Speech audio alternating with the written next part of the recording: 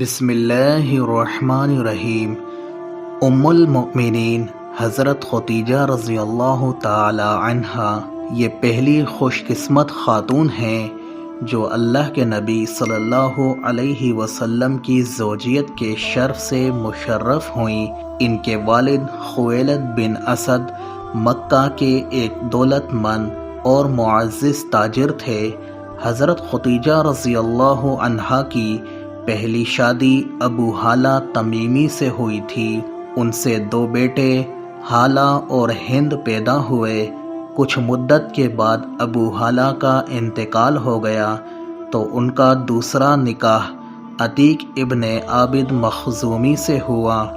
ان سے بھی ایک بیٹی پیدا ہوئی، لیکن عتیق کی عمر نے بھی زیادہ وفا نہ کی۔ پھر جب کہ خدیجہ کی عمر قریباً 35 یا 36 سال کی ہو گئی تھی، ان کے والد خویلد کا بھی انتقال ہو گیا۔ اب تجارتی کاروبار کی ذمہ داری خود حضرت خدیجہ رضی اللہ عنہا کو سنبھالنی پڑی۔ مکہ میں رواج تھا کہ لوگ نفع میں مقررہ شرح سے شرکت کی بنیاد پر دوسرے لوگوں کے ذریعے بھی تجارتی کاروبار کرتے تھے، جس کو فقہی اصطلاح میں مضاربت کہا جاتا ہے۔ اپنے والد اور شوہر کے انتقال کے بعد حضرت خدیجہ رضی اللہ تعالی عنہا نے یہی طریقہ اختیار کیا۔ آن حضرت صلی اللہ علیہ وسلم کی معصومانہ سیرت، امانت و دیانت، صداقت، شعاری اور راست بازی کا مکہ میں عام شہرہ تھا۔ یہاں تک آپ الامین کے لقب سے معروف تھے۔ اسی وجہ سے حضرت خدیجہ رضی اللہ عنہا نے ایک دفعہ چاہا کہ آپ صلی اللہ علیہ وسلم ان کا مال تجارت لے کر ملک شام جائیں، اور پیشکش کی کہ منافع میں جتنا حصہ اب تک میں دوسروں کو دیتی رہی ہوں، آپ صلی اللہ علیہ وسلم کو اس سے دگنا دوں گی۔ آپ صلی اللہ علیہ وسلم نے اپنے چچا ابو طالب سے مشورے کے بعد اس کو قبول فرما لیا۔ حضرت خدیجہ رضی اللہ عنہا نے اپنے غلام میسرہ کو بھی آپ کے ساتھ کر دیا۔ اس تجارتی سفر میں اللہ تعالیٰ نے غیر معمولی برکت دی، اور پہلے جو نفع ان کو ہوا کرتا تھا اس سے دگنا نفع ہوا۔ اس کے علاوہ حضرت خدیجہ رضی اللہ عنہا کے غلام میسرہ نے آپ کے حسن اخلاق، معصومانہ سیرت کا تجربہ اور کچھ غیر معمولی خارق عادت قسم کی باتوں کا بھی مشاہدہ کیا۔ واپس آنے پر جن کا تذکرہ میسرہ نے حضرت خدیجہ رضی اللہ عنہا سے بھی کیا۔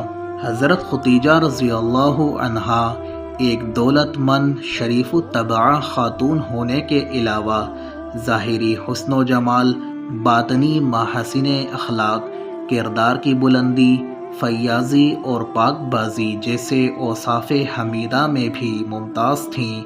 اسی بنا پر وہ طاہرہ کے لقب سے مشہور تھیں۔ اس وجہ سے قریش مکہ کے بہت سے معزز حضرات کی طرف سے بھی ان کو نکاح کا پیغام دیا گیا، لیکن دو شوہروں سے بیوہ ہو جانے کے باعث باقی زندگی اسی طرح گزارنے کا ارادہ کر لیا تھا، اس لیے کسی کا پیغام قبول نہیں کیا۔ مگر میسرہ نے تجارتی سفر سے واپسی کے بعد رسول اللہ صلی اللہ علیہ وسلم کے بارے میں تجربات اور مشاہدات بیان کیے تو خود ان کے دل میں آپ صلی اللہ علیہ وسلم سے نکاح کی خواہش پیدا ہوئی، اور اس مقصد کے لیے ایک دوسری خاتون نفیسہ بنت امیہ کو رازدارانہ طور پر آپ کے پاس بھیجا۔ نفیسہ کا بیان ہے کہ میں آپ صلی اللہ علیہ وسلم کے پاس آئی اور کہا کہ آپ نکاح کیوں نہیں کر لیتے؟ آپ صلی اللہ علیہ وسلم نے فرمایا کہ میں نادار اور خالی ہاتھ ہوں، کس طرح نکاح کر سکتا ہوں؟ میں نے کہا اگر کوئی ایسی عورت آپ سے نکاح کرنے کی خواہش مند ہو جو ظاہری حسن و جمال اور طبعی شرافت کے علاوہ دولت مند بھی ہو اور آپ کی ضروریات کی کفایت کرنے پر بھی خوش دلی سے آمادہ ہو تو آپ اس سے نکاح کر لینا پسند کریں گے۔ آپ صلی اللہ علیہ وسلم نے دریافت کیا کہ ایسی کون سی خدا کی بندی ہو سکتی ہے؟ میں نے کہا حضرت ختیجہ بنت خویلد رضی اللہ عنہا۔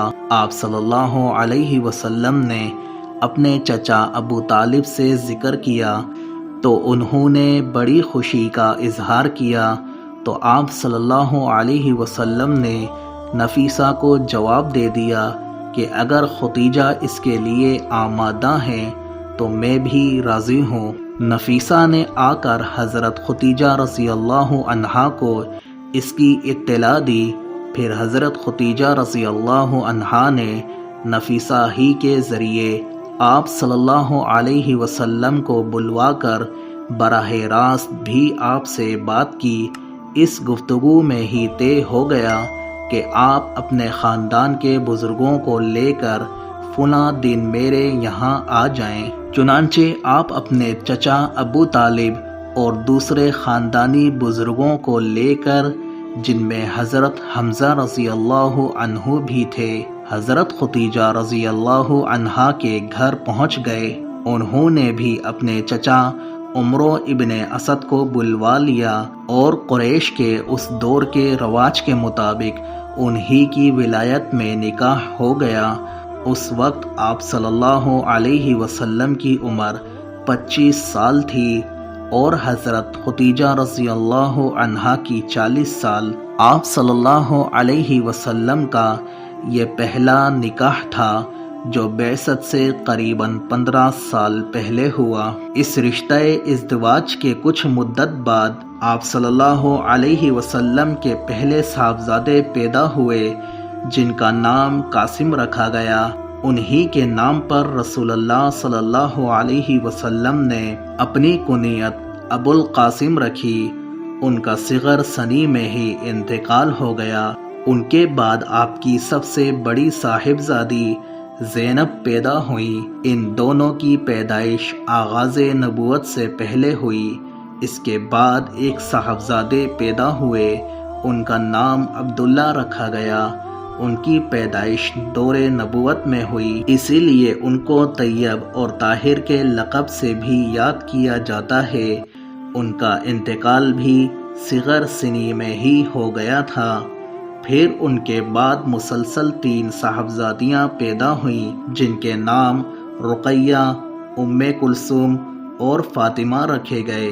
تفسیر قرآن، حدیث و فقہ، تاریخ اسلام نیز قرآن اور تاریخ کے واقعات جاننے کے لیے ہمارے یوٹیوب چینل قرآن میسج کو سبسکرائب کیجیے۔